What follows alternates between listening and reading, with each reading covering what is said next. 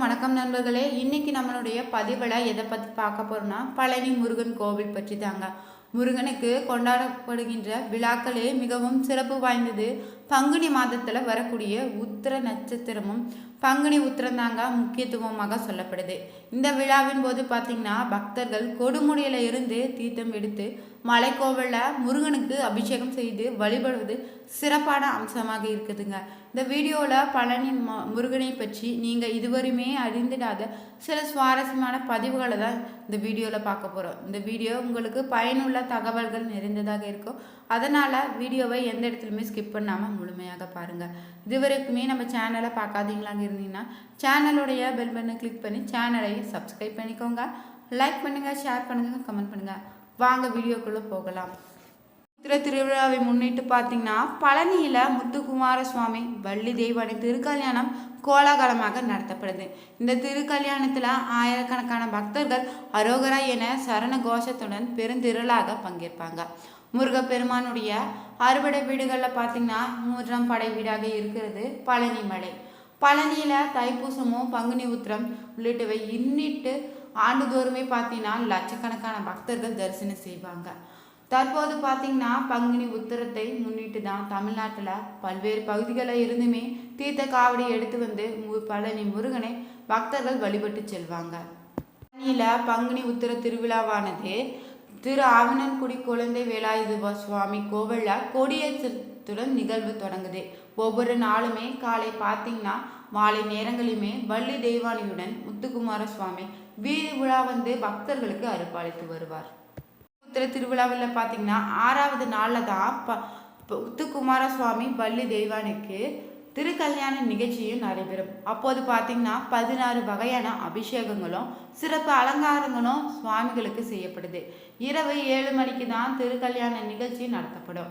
அப்போது பார்த்தீங்கன்னா பக்தர்களுடைய அரோகரா சரணகோஷம் விண்ணை பிளந்து அதன் பின்னர் தான் 16 வகை தீபாராதனை நிகழ்ச்சியும் நடத்தப்படுது.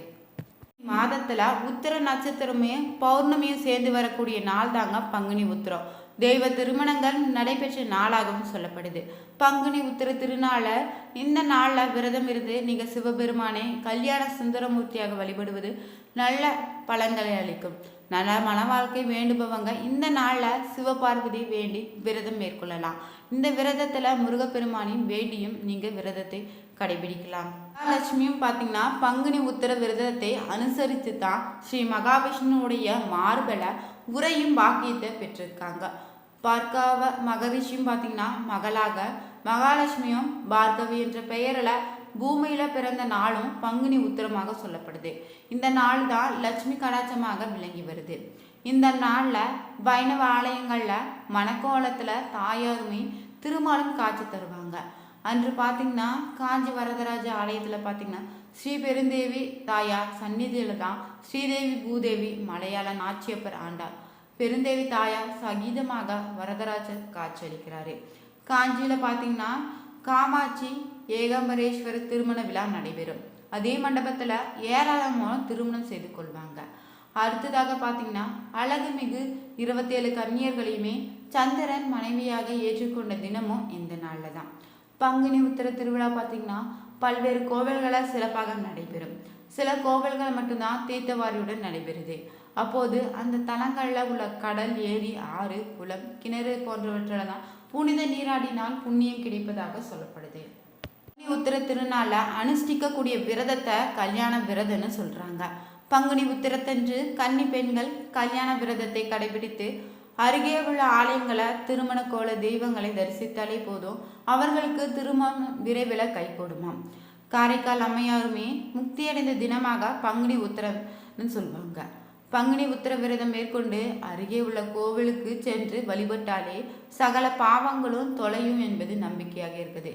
பங்குனி உத்திரம் முருகனுக்கு உகந்த நாளாக சொல்லப்படுது. பக்தர்கள் அன்றைய தினம் காவடி எடுப்பதற்கு விரதம் இருப்பதற்கோ உகந்த நாளாக இருக்குது. இந்த நாளில் முருகப்பெருமானுக்கு திருக்கல்யாண வைபவமும் நடத்தப்படுது. முருகன் கோவிலில் பார்த்தீங்கன்னா ஒரு நாளைக்கு 6 முறை தண்டாயுதபாணிக்காக அபிஷேகம் அலங்காரம் செய்யப்படுது. இது பார்த்தீங்கன்னா 5 முதல் 7 நிமிடத்துக்குள்ள முடித்து விடுவாங்களாம். அபிஷேகம் முடிந்தே அலங்காரம் செய்து விட்டால் பின்னர் அடுத்த அபிஷேகம் வரை மட்டுமே சிலைக்கு மாலை சாற்றுவதோ பூக்களால் அர்ச்சனை செய்வதோ கிடையாதுங்க. இரவுல மட்டுமே முருகனுடைய மார்பில் மட்டும் வட்ட வடிவில் சந்தன காப்பு சாத்துறாங்க. விக்கிரகத்துல புருவங்களுக்கு இடையில ஒரு பொட்டு அளவுக்கு மட்டும் சந்தனம் வைக்கப்பட்டுள்ளது. முன்னொரு காலத்துல பாத்தீங்கன்னா இந்த சந்தன காப்பை முகத்திலும் சாத்தி கொண்டிருந்தாங்க. பின்னாலதான் இந்த முறையை மாற்றிருக்காங்க. தண்டாயுதபாணியுடைய விக்கிரகம் மிகுந்த சூடாக இருக்குமா, அதனால இரவு முழுவதுமே அந்த விக்கிரகத்திலிருந்து நீர் வெளிப்படுது. இந்த நீரை தான் அபிஷேக தீர்த்தத்துடன் கலந்து காலை அபிஷேகம் நடக்கும்போது அங்கு இருக்கக்கூடிய பக்தர்களுக்கு பிரசாதமாக வழங்குறாங்க. தண்டாயுதபாணியுடைய சிலையில நெற்றியில ருத்ராஜம், கண், மூக்கு, வாய், தோள்கள், கை, விரல்கள் போன்றவை மிக அற்புதமாக உளியால் செதுக்கப்பட்டது போல தெளிவாக செதுக்கி இருக்கிறாங்க. போகரின் கைவண்ணனே சொல்லலாங்க. இந்த சிலையை சுற்றி எப்போதுமே ஒருவித சுகந்த மனம் பரவி நிற்குமா. இந்த சிலையை செய்ய போகர் எடுத்துக்கொண்ட காலம் பார்த்தீங்கன்னா 9 வருடங்கள். அம்பாள், அகத்தியர், முருகர் இவர்களுடைய உத்தரவுக்கு பின்னாடி தான் போகரும் இப்படி ஒரு சக்தி வாய்ந்த சிலையை செய்ய முயற்சியும் எடுத்திருக்காரு. இதற்காக மட்டும் பார்த்தீங்கன்னா 4000க்கும் மேற்பட்ட மூலிகைகளையே பல இடங்களில் சென்று தேர்வு செய்து கொண்டு வந்திருக்காங்க. 81 சித்தர்கள் பார்த்தீங்கன்னா இந்த நவபாஷான போகர் சோற்படி தயார் பண்ணியிருக்காங்க. போகர் இகபரத்தில் இருக்கும்போது தான் தன் மனைவிக்கு கொடுத்த வாக்கை நிறைவேற்ற முருகனை பார்த்தீங்கன்னா மேற்கு திசை நோக்கி பிரதிஷ்டை செய்திருக்காரு. இதனால மலைநாட்டில் உள்ளவர்களுக்கு பழனி முருகன் குலதெய்வம் ஆனாரு. இல்ல முருகன் குடி வந்ததுக்கு ஒரு சுவாரஸ்யமான கதையும் சொல்றாங்க. ஒரு நாள் பார்த்தீங்கன்னா நாரதர் மிக அரிதாக கிடைக்க ஞானப்பழத்தை பரமசிவனுக்கு படைப்பதற்காக கொண்டு வந்திருக்காரு.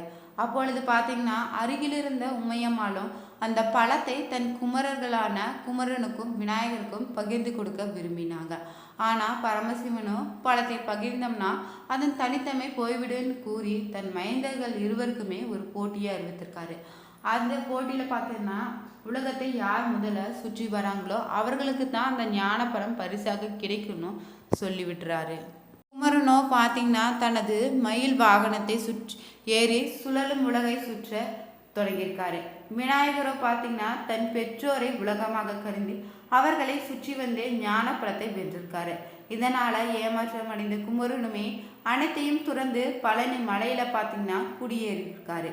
அன்றிலிருந்து அவர் நின்ற இடம்தான் பழனி என அழைக்கப்படுதுங்க. பழனி மலை அங்கே வருவதற்கு உதவியவர் யாருன்னு தெரியுமா? இடுமன் தான். அவர் ஒரு பெரிய தரசின் உதவி கொண்டுதான் பழனி மலையுமே இடுமன் மலையுமே தூக்கி கொண்டு வந்து வைத்திருக்காரு. புராணங்கள்ல இப்படியான பெயர் காரணங்கள் வழங்கப்பட்டாலுமே பழனம் என்ற பழந்தமிழ் சொல்லில அடிப்படையில தான் உருவான பெயர்னே பழனின்னு சொல்றாங்க. பழனம் என்ற சொல் பார்த்தீங்கன்னா விளைச்சலை தருகின்ற நிலத்தை குறிக்குதுங்க. அப்படிப்பட்ட நல்ல விளைச்சல் நிலம் நிறைந்த பகுதி தான் பழனி என்ற பெயர் உருவாயிருக்குது. சிலையை செய்தவர் தான் போகர். இவர் பார்த்தீங்கன்னா தமிழ்நாட்டில் உள்ள பிரபலமான சித்தர்களை ஒருவராக இருந்திருக்காரு. இவர் நவபாஷான முருகன் சிலையை செய்ததே ஒரு மிகச்சுவையான தகவலாக சொல்லலாங்க. அகத்தியர் பார்த்தீங்கன்னா தன்னை நாடி வருவோருக்கு பஸ்பம், வில்லை போன்ற மருந்துகள் அளித்து நோயை குணப்படுத்தி வந்திருக்காரு. போகரோ பார்த்தீங்கன்னா நவபாஷணம் கொண்டு செய்த பிள்ளைகளை தன்னை நாடி வருபவருக்கு அளித்து வந்திருக்காரு. அகத்தியருடைய மருந்துகளால் சீக்கிரமாக மக்கள் குணமடைந்து வந்திருக்காங்க. ஆனால் போகருடைய மருந்துகளுக்கு வீரியம் அதிகமாக இருப்பதனால மக்கள் உயிரிழந்திருக்காங்க. இது கண்ட போகருமே நவபாஷணத்தால் ஒரு சிலை செய்து அதன் மீது சந்தனத்தை பூசி அதிலிருந்து ஒரு குண்டுமணி அளவுக்கு தான் பிள்ளையாக தன்னை நாடி வருபவர்களுக்கு அளித்து நோயை குணப்படுத்தி வந்திருக்காரு. இது பார்த்தீங்கன்னா பழனியில் வழங்கி வரும் ஒரு செவிலிய செய்தியாகும். தாங்கி ஆண்டிக்கோலத்தில் இருக்கக்கூடிய இந்தல முருகனுக்கு தண்டாயுதபாணி என்ற பெயர் இருக்குதுங்க. இவருக்கு பார்த்தீங்கன்னா சந்தனம், திருநீர், பஞ்சாமிர்தம், நல்லெண்ணெய் ஆகிய 4 விதமான அபிஷேக பொருட்களை மட்டுமே உபயோகிக்கிறாங்க. மார்கழி மாதத்தில் மட்டும் அபிஷேகத்தில் பன்னீர் சேர்க்குறாங்க. இந்த அபிஷேக பொருட்கள் பார்த்தீங்கன்னா சந்தனம், தண்ணீர் தவிர மற்ற அனைத்துமே முருகனுடைய சிரத்தில் வைத்து உடனடியாக எடுக்கப்படுது. அபிஷேகம் பார்த்தீங்கன்னா பன்னீருக்கு மட்டும்தாங்க இருக்குது. தண்டாயுதபாணியுடைய சிலைக்கு இடது பக்கத்தில் பார்த்தீங்கன்னா ஒரு சின்ன மரகத லிங்கம் இருக்குது. இந்த மரகத லிங்கத்தை நீங்கள் தரிசிக்கணும்னா வலது பக்கமாக சென்று தீபம் காட்ட வேணும். தீப ஒளி இல்லாமல் இந்த லிங்கத்தை நீங்கள் தரிசிக்க முடியாது. பழனியில் 2 மரகத லிங்கம் இருக்குது. ஒன்று பார்த்தீங்கன்னா முருகர் சன்னதியிலுமே மற்றொரு பார்த்தீங்கன்னா போகர் சமாதியிலும் இருக்குதா. இந்த இரண்டுமே போகர் பூஜை செய்வதாக சொல்லப்படுது. இந்த வீடியோ உங்களுக்கு பிடிச்சிருந்தா லைக் பண்ணுங்கள், ஷேர் பண்ணுங்கள், கமெண்ட் பண்ணுங்கள். இது வரைக்குமே நம்ம சேனலை பார்க்காதவங்களாம் இருந்தீங்கன்னா சேனலுடைய பெல் பட்டனை கிளிக் பண்ணி சேனலை சப்ஸ்கிரைப் பண்ணிக்கோங்க. Thank you viewers.